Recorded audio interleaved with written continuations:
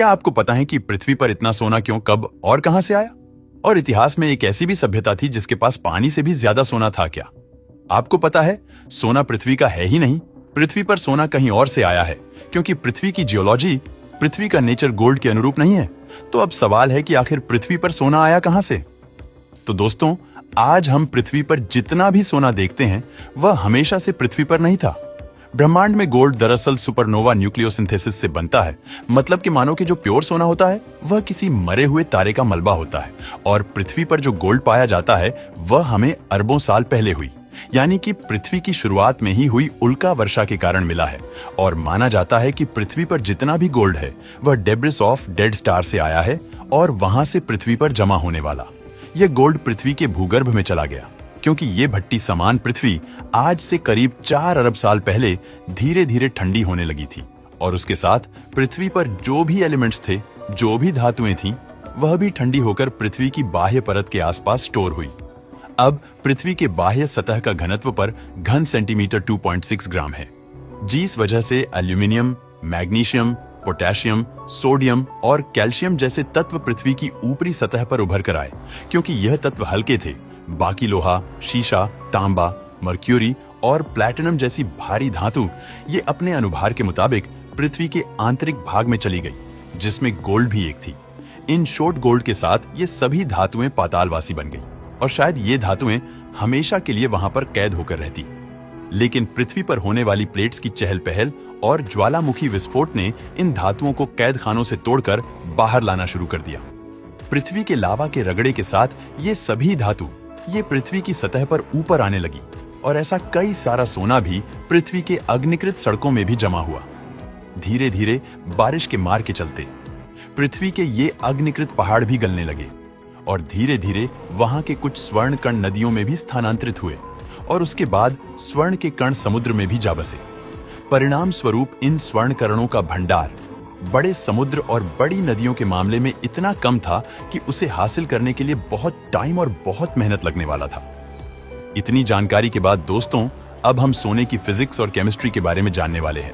मानव सभ्यता के dramatical change के लिए यह सोना ही कारणभूत बना है। अगर हम फिजिक्स का ही एक उदाहरण ले तो मध्य युग में यूरोपियन देशों में गोल्ड दुर्लभ था। मिडिल ईस्ट में भी रेगिस्तान था, कोई नदी या नाले नहीं थे। इसलिए अरब देशों में भी गोल्ड की अछत थी, और गोल्ड की समस्या को हल करने के लिए वहां के अल्केमिस्ट यानी कि कीमियादार अपना दांव आजमाने लगे, और यूरोपियन और मिडिल ईस्ट के अल्केमिस्ट ने पारे को गोल्ड में बदलने की कोशिशों चालू कर दी। लेकिन पारा ही क्यों? तो दोस्तों, ऐसा है कि पारे और गोल्ड के नाभिकीय भ्रमण कक्षा में सिर्फ एक इलेक्ट्रॉन का डिफरेंस है। जहां पर गोल्ड में इलेक्ट्रॉन का जुमला 80 होता है और पारे का 79।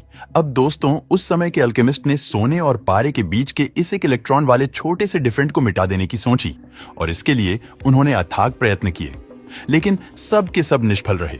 पारे को गोल्ड में कोई परिवर्तित नहीं कर पाया, पर फिर भी इन अल्केमिस्टों की मेहनत माटी नहीं बनी। मतलब कि उनकी मेहनत रंग लाई।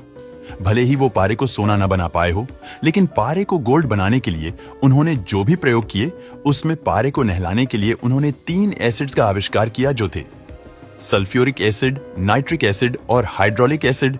ये एसिड सच मानो दोस्तों तो उद्योग जगत में गोल्ड से भी ज्यादा कीमती है, क्योंकि इन 3 एसिड के बिना औद्योगिक जगत बन ही नहीं पाया होता। अब दोस्तों, हम गोल्ड के इतिहास पे आते हैं। 16वीं शताब्दी में पोर्तुगीज और स्पेनियार्ड मध्य और उत्तर अमेरिका गए, और वहां पर जो स्वर्ण भंडार उन्हें दिखा, माइंड ब्लोइंग था।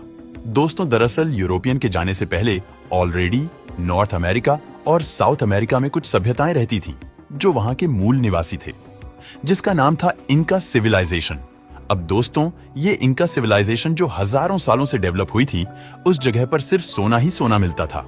वहां के भूभाग की जमीनी रचना ही ऐसी थी कि ज्वालामुखों से सबसे ज्यादा सोने का भंडार वहां पर आया था।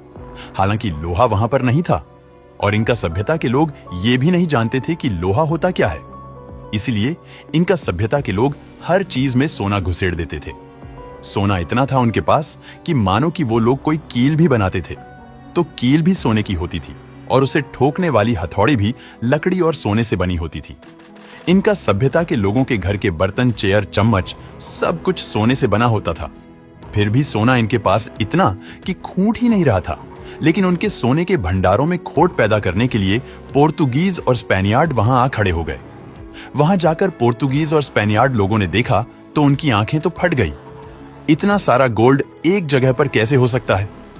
और ये देखते ही इन्होंने इस हद तक जनसंहार चलाया कि इंका सिविलाइजेशन का ही नाश कर दिया और सारा सोना भर भर कर यूरोप ले गए।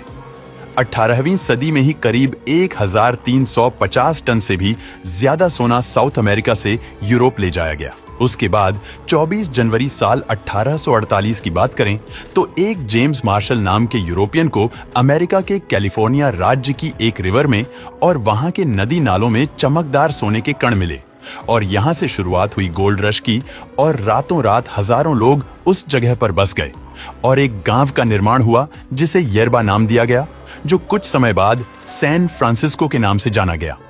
इसके बाद इस पीली और चमकदार धातु का भंडार अमेरिका में भी बढ़ने लगा और साइबेरिया और रशिया में भी सोना मिला और उसके बाद साउथ अफ्रीका में सोने की एक नहीं 5-5 खदानें मिली और इस तरह कुछ देश में सोने के कुबेर के भंडार हो गए और देश समृद्ध हो गए। दोस्तों, वीडियो पसंद आया हो तो लाइक और शेयर करें।